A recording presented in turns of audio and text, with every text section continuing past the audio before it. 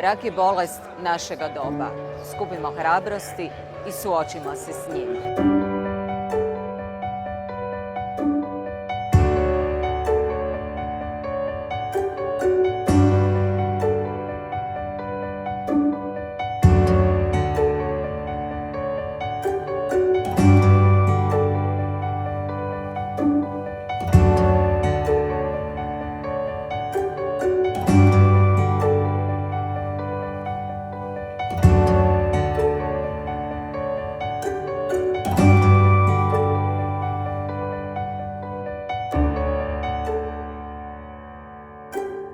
Zajedno možemo pobijediti rak. Zato djelujmo. #FightAndWin. #EU Can Beat Cancer.